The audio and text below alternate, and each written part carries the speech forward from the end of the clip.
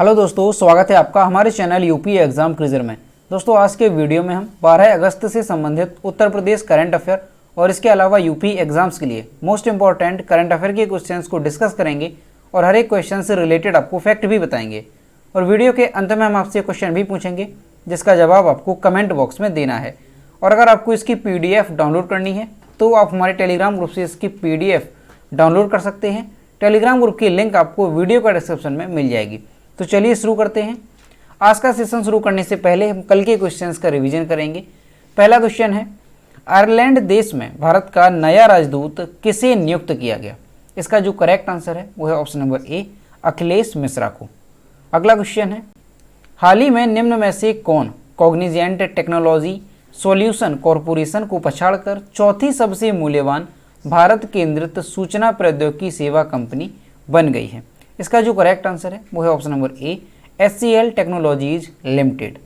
और दोस्तों Uttar Pradesh current affair की लास्ट 6 मंथ की जो PDF हमने तैयार की है उसे आप इस वीडियो के डिस्क्रिप्शन में जो लिंक दी गई है वहां से डाउनलोड कर सकते हैं।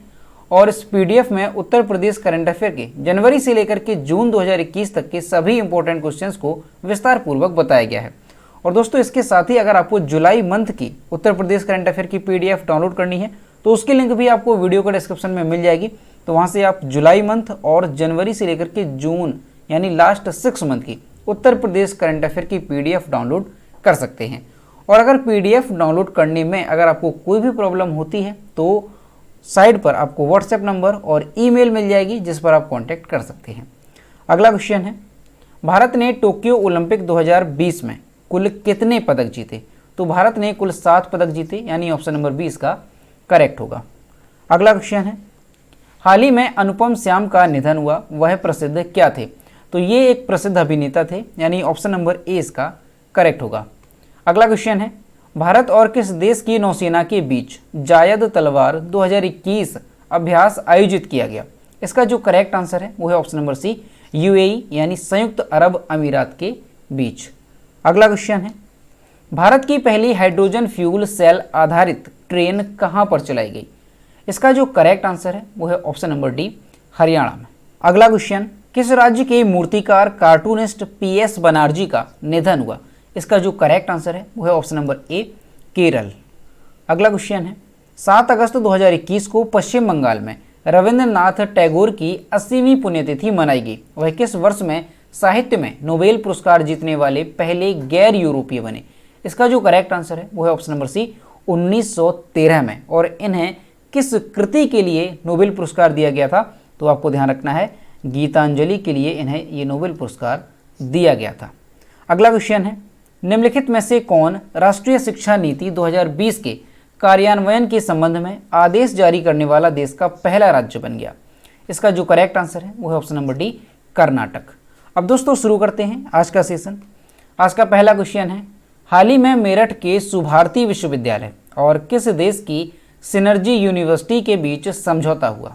इसका जो करेक्ट आंसर है वो है ऑप्शन नंबर सी, रूस।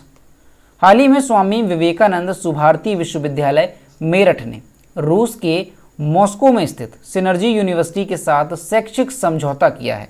समझौते के तहत दोनों विश्वविद्यालय संकाय विकास, अकादमिक आदान प्रदान, छात्र एवं फैकल्टी विकास व विनिमय कार्यक्रम, केस राइटिंग, अनुसंधान, पाठ्यक्रम विकास पर आपसी सहयोग करेंगे।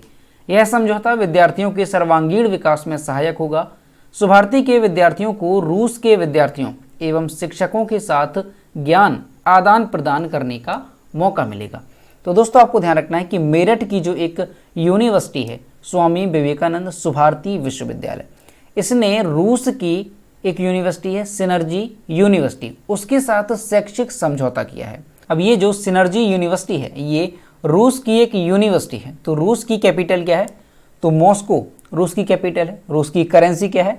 तो रशियन रूबल रूस की करेंसी है। और रूस के प्रेसिडेंट कौन है? तो व्लादिमीर पुतिन, ये रूस के प्रेसिडेंट हैं।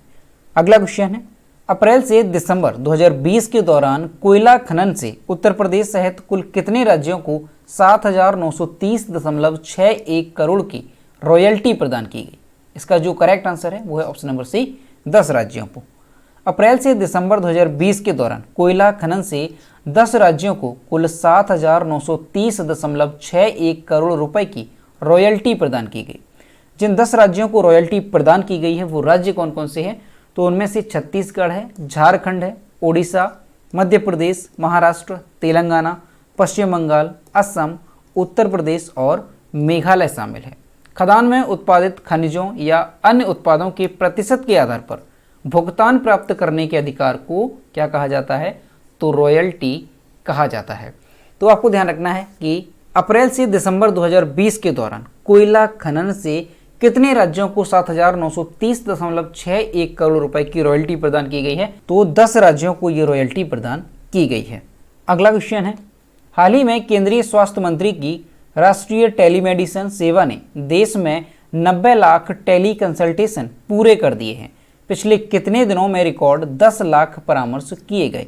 इसका जो करेक्ट आंसर है वो है ऑप्शन नंबर बी, 17 दिनों में। केंद्रीय स्वास्थ्य मंत्री की राष्ट्रीय टेलीमेडिसिन सेवा ने पिछले 17 दिनों में रिकॉर्ड 10 लाख परामर्श के साथ देश में 90 लाख टेली कंसल्टेशन पूरे कर दिए हैं। ई संजीवनी के माध्यम से उच्चतम परामर्श पंजीकृत करने वाले शीर्ष 10 राज्य कौन कौन से हैं, तो आंध्र प्रदेश, कर्नाटक, तमिलनाडु, उत्तर प्रदेश, गुजरात, मध्य प्रदेश, महाराष्ट्र, बिहार, केरल और उत्तराखंड है। ई संजीवनी राष्ट्रीय टेलीमेडिसिन सेवा 2 प्रकारों के माध्यम से रोगियों की सेवा कर रही है। एक है डॉक्टर टू डॉक्टर और दूसरी है पेशेंट टू डॉक्टर। तो दोस्तों आपको ध्यान रखना है कि स्वास्थ्य मंत्रालय के अनुसार जो भारत सरकार की ई संजीवनी पहल थी उसने देश भर के डॉक्टरों और मरीजों के बीच लोकप्रियता हासिल की है और जो नए यूजर हैं वो लगातार टेलीमेडिसिन को ई संजीवनी के रूप में अपना रहे हैं। और अभी जो है टेलीमेडिसिन सेवा है इसने पिछले 17 दिनों में रिकॉर्ड 10 लाख परामर्श के साथ देश में 90 लाख टेली कंसल्टेशन पूरे कर लिए हैं। अब दोस्तों यहाँ पर जो एक वर्ड है टेलीमेडिसिन, तो टेलीमेडिसिन क्या होता है इसको समझते हैं। तो टेलीमेडिसिन एक ऐसी व्यवस्था है जिसमें चिकित्सा विशेषज्ञों की वीडियो कॉन्फ्रेंस के माध्यम से ग्रामीण क्षेत्रों में अपनी सेवा प्रदान करते हैं, तो इसे कहते हैं टेलीमेडिसिन व्यवस्था। अभी दोस्तों पिछले कुछ दिनों में कोविड-19 के समय में क्या था कि डॉक्टर्स की जो संख्या है वो काफ़ी ज़्यादा कम पड़ने लगी थी और इसी को देखते हुए टेलीमेडिसिन जो सेवा है वो शुरू की गई थी। और ये जो टेलीमेडिसिन सेवा है इसके जरिए जो ग्रामीण इलाकों के लोग थे वो डॉक्टर्स से वीडियो कॉन्फ्रेंसिंग के जरिए परामर्श लेते थे और अपना जो उपचार है वो करवाते थे। तो इसी टेलीमेडिसिन सेवा के तहत जो है देश में 90 लाख टेली कंसल्टेशन यानी 90 लाख जो परामर्श हैं वो पूरे कर लिए हैं। अगला क्वेश्चन है, भारतीय कुश्ती महासंघ ने टोक्यो ओलंपिक के दौरान अनुशासनहीनता के चलते किस महिला पहलवान को सस्पेंड कर दिया है? इसका जो करेक्ट आंसर है वो है option number A, Vinesh Phogat. और यहाँ पर आप इमेज में देख सकते हैं ये है महिला पहलवान विनेश फोगाट। भारतीय कुश्ती महासंघ ने टोक्यो ओलंपिक के दौरान अनुशासनहीनता के चलते महिला पहलवान विनेश फोगाट को सस्पेंड कर दिया है। टोक्यो में विनेश फोगाट ने खेल गांव में रहने और दूसरे भारतीय खिलाड़ियों के साथ ट्रेनिंग करने से मना कर दिया। उन्होंने इसके साथ ही भारतीय दल के आधिकारिक प्रायोजक शिव नरेश की जर्सी पहनने से भी इनकार कर दिया था। अब दोस्तों ये जो महिला पहलवान विनेश फोगाट हैं इन्हें भारतीय कुश्ती महासंघ ने अस्थायी रूप से निलंबित कर दिया है। और ऐसा क्यों किया गया है, तो टोक्यो ओलंपिक में जो विनेश फोगाट हैं इन्होंने खेल गांव में रहने और दूसरे भारतीय खिलाड़ियों के साथ ट्रेनिंग करने से मना कर दिया था। एक तो ये कारण था और दूसरा कारण ये था कि इन्होंने जो भारतीय दल के आधिकारिक प्रायोजक थे शिव नरेश उनकी जर्सी पहनने से मना कर दिया था। और ये जो है टोक्यो ओलंपिक में अपनी मर्जी से जर्सी पहनकर गई हुई थी। तो ये कारण थे जिसकी वजह से इन्हें जो है भारतीय कुश्ती महासंघ ने सस्पेंड कर दिया है। अगला क्वेश्चन है, भारतीय एथलेटिक महासंघ की समिति के अनुसार देश में हर साल किस तारीख को जेवलिन थ्रो डे मनाया जाएगा? इसका जो करेक्ट आंसर है वो है ऑप्शन नंबर बी, 7 अगस्त को। भारतीय एथलीट महासंघ की समिति ने फैसला किया है कि देश में हर साल 7 अगस्त को जेवलिन थ्रो डे मनाया जाएगा ताकि ज़्यादा से ज़्यादा युवाओं को इस खेल से जोड़ा जाए। 7 अगस्त 2021 को ही नीरज चोपड़ा ने टोक्यो ओलंपिक में गोल्ड मेडल जीता था। 23 वर्षीय नीरज अभिनव बिंद्रा के बाद भारत के दूसरे व्यक्तिगत ओलंपिक स्वर्ण पदक विजेता है। यह ओलंपिक के इतिहास में एथलेटिक्स में भारत का पहला स्वर्ण पदक है। तो दोस्तों आपको ध्यान रखना है, क्वेश्चन मोस्ट इंपॉर्टेंट है, आपको अच्छे से ध्यान रखना है कि हर साल जो है 7 अगस्त को कौन सा दिवस घोषित किया गया है। तो हर साल 7 अगस्त को जेवलिन थ्रो डे जो है वो मनाया जाएगा। और ये जो दिवस है वो क्यों घोषित किया गया है, क्योंकि 7 अगस्त 2021 को ही नीरज चोपड़ा ने टोक्यो ओलंपिक में गोल्ड मेडल जीता है। इस वजह से जो जेवलिन थ्रो डे है उसे 7 अगस्त को घोषित किया गया है। अगला क्वेश्चन है, हाल ही में किसने how the earth got its beauty नामक एक नई पुस्तक पेश की है। इसका जो करेक्ट आंसर है वो है ऑप्शन नंबर डी, सुधा मूर्ति। बच्चों की लोकप्रिय लेखिका सुधा मूर्ति पृथ्वी के बारे में असाधारण कहानियों पर एक शुरुआती गाइड लेकर आई हैं। पुस्तक how the earth got its beauty में प्रियंका पांडे का चित्रांकन भी है। यह पुस्तक भारत की कुछ बेहतरीन कहानीकारों की कृतियों को उभरते युवा पाठकों के लिए सुंदर सचित्र संस्करणों में पेश करने के प्रयास का हिस्सा है।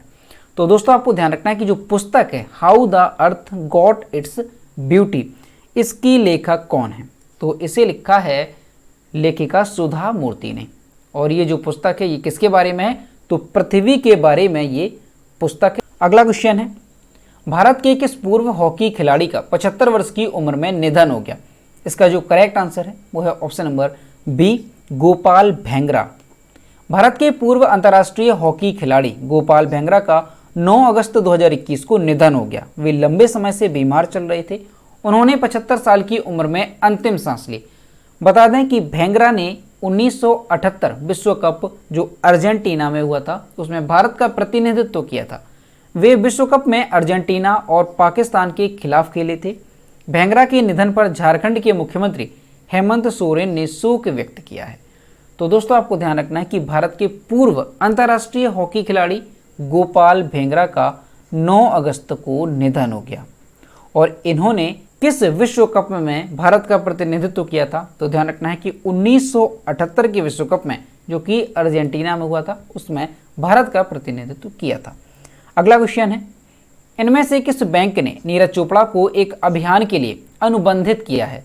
इसका जो करेक्ट आंसर है वो है ऑप्शन नंबर बी, आरबीआई। भारतीय रिजर्व बैंक ने लोगों को डिजिटल बैंकिंग धोखाधड़ी के खिलाफ आगाह करने हेतु एक जन जागरूकता अभियान शुरू किया है। नए अभियान के लिए आरबीआई ने ओलंपिक स्वर्ण पदक विजेता नीरज चोपड़ा को अनुबंधित किया है। केंद्रीय बैंक ने लोगों को थोड़ा सतर्क रहने को कहा है, क्योंकि ऐसा करने से उन्हें काफ़ी परेशानियों से बचाया जा सकता है। तो दोस्तों आपको ध्यान रखना है कि भारतीय रिजर्व बैंक ने डिजिटल बैंकिंग धोखाधड़ी के खिलाफ आगाह करने हेतु एक जन जागरूकता अभियान शुरू किया है और उसके लिए स्वर्ण पदक विजेता नीरज चोपड़ा को अनुबंधित किया गया है। अब दोस्तों यहाँ पर आरबीआई की बात है, तो आरबीआई के बारे में जानते हैं। तो आरबीआई की स्थापना कब हुई थी, तो आपको ध्यान रखना है इसकी स्थापना हुई थी 1 अप्रैल 1935 को। आरबीआई का हेडक्वार्टर कहाँ पर है, तो मुंबई। कहाँ पर है, मुंबई महाराष्ट्र में इसका हेडक्वार्टर है। और वर्तमान में आरबीआई के गवर्नर कौन है, तो आपको ध्यान रखना है गवर्नर हैं शक्तिकांत दास। कौन है, शक्तिकांत दास जो है ये वर्तमान में रिजर्व बैंक ऑफ इंडिया के गवर्नर हैं। अगला क्वेश्चन है, विश्व शेर दिवस वर्ल्ड लाइन डे निम्न में से किस दिन मनाया जाता है। इसका जो करेक्ट आंसर है वो है ऑप्शन नंबर सी, 10 अगस्त को। विश्व शेर दिवस हर साल 10 अगस्त को मनाया जाता है। इसका मुख्य उद्देश्य शेरों के शिकार को रोकने और उसके संरक्षण के प्रति जागरूकता बढ़ाना है। विश्व शेर दिवस के दिन लोगों को शेरों के प्रति जागरूकता बढ़ाने और उनकी घटती आबादी और संरक्षण के लिए कार्यक्रम किए जाते हैं। एशिया में सबसे ज़्यादा शेर कहाँ पर हैं, तो ये भारत में है। ये भी आपको अच्छे से ध्यान रखना है। एशियाई शेर भारत में पाई जाने वाली सबसे बड़ी प्रजाति है। तो दोस्तों ये क्वेश्चन भी इंपॉर्टेंट है, आपको अच्छे से ध्यान रखना है कि विश्व शेर दिवस हर साल कब मनाया जाता है, तो 10 अगस्त को ये मनाया जाता है। अब दोस्तों इसके साथ ही आपको अंतर्राष्ट्रीय बाघ दिवस भी ध्यान रखना है कि अंतर्राष्ट्रीय बाघ दिवस कब मनाया जाता है। तो अंतर्राष्ट्रीय बाघ दिवस मनाया जाता है 29 जुलाई को। कब मनाया जाता है, 29 जुलाई को अंतर्राष्ट्रीय बाघ दिवस मनाया जाता है। और दोस्तों जो अंतर्राष्ट्रीय बाघ दिवस है ये मोस्ट इंपॉर्टेंट है, ये कई बार एग्जाम्स में पूछा भी गया है। तो आपको अच्छे से ध्यान रखना है कि 29 जुलाई को अंतर्राष्ट्रीय बाघ दिवस मनाया जाता है। अगला क्वेश्चन है, हाल ही में किस राज्य सरकार ने आदिवासी क्षेत्रों में 5 नए मेडिकल कॉलेज खोलने की मंजूरी दी है? इसका जो करेक्ट आंसर है वो है ऑप्शन नंबर बी, गुजरात में। गुजरात सरकार ने राज्य के आदिवासी क्षेत्रों में 5 नए मेडिकल कॉलेज खोलने की मंजूरी दे दी है। सरकार अगले 5 वर्षों के दौरान आदिवासियों के कल्याण हेतु वन बंधु कल्याण योजना 2 के तहत 1 लाख करोड़ रुपए खर्च करेगी। योजना के तहत अब तक उन आदिवासी क्षेत्रों में विभिन्न विकास कार्यों पर 90,000 करोड़ रुपए खर्च किए जा चुके हैं। तो दोस्तों आपको ध्यान रखना है कि गुजरात सरकार ने राज्य के आदिवासी क्षेत्रों में 5 नए मेडिकल कॉलेज खोलने की मंजूरी दे दी है। और यहाँ पर आपको ये भी ध्यान रखना है कि जो वन बंधु कल्याण योजना है ये किस राज्य से संबंधित है, तो ये गुजरात से संबंधित है, ये भी आपको ध्यान रखना है। अब दोस्तों यहाँ पर गुजरात की बात है तो ये है मैप में गुजरात। गुजरात की कैपिटल है गांधीनगर। गुजरात के चीफ मिनिस्टर हैं विजय रूपाणी। गुजरात के गवर्नर हैं आचार्य देवव्रत। और गुजरात में लोकसभा सीटों की संख्या है 26 और राज्यसभा सीटों की संख्या है यहाँ पर 11। तो दोस्तों ये थे 12 अगस्त से संबंधित उत्तर प्रदेश करंट अफेयर और इसके अलावा यूपी एग्जाम्स के लिए मोस्ट इंपॉर्टेंट करंट अफेयर के क्वेश्चन जो कि हमने डिस्कस किए। अब हम देखते हैं कल के वीडियो का क्वेश्चन जो हमने आपसे पूछा था। तो यह है कल के वीडियो का क्वेश्चन जो हमने आपसे पूछा था, किस केंद्र शासित प्रदेश ने पानी माह नामक अभियान की शुरुआत की है? इसका जो करेक्ट आंसर था वो ऑप्शन नंबर सी था, लद्दाख। और लगभग सभी स्टूडेंट्स ने इसके सही जवाब किए। और मैं आपसे हर रोज़ कहता हूँ कि जो भी क्वेश्चन आपसे पूछा जाए तो सभी लोग उसका आंसर जरूर किया करो। तो ये है आज का क्वेश्चन, किस राज्य ने काकोरी कांड का नाम बदलकर काकोरी ट्रेन एक्शन कर दिया है? ऑप्शन ए है बिहार, बी है उत्तर प्रदेश, सी है मध्य प्रदेश और डी है उत्तराखंड। इसका जो भी करेक्ट आंसर है वो आपको कमेंट बॉक्स में बताना है। तो दोस्तों अगर आपको आज का वीडियो पसंद आया हो तो वीडियो को लाइक करें, शेयर करें और अगर चैनल पर नए हैं तो चैनल को सब्सक्राइब करना ना भूलें। साथ ही बेल आइकन को भी प्रेस करें ताकि टाइम टू टाइम नोटिफिकेशन आप तक पहुंचता रहे। तो मिलते हैं नेक्स्ट वीडियो में। Thank you.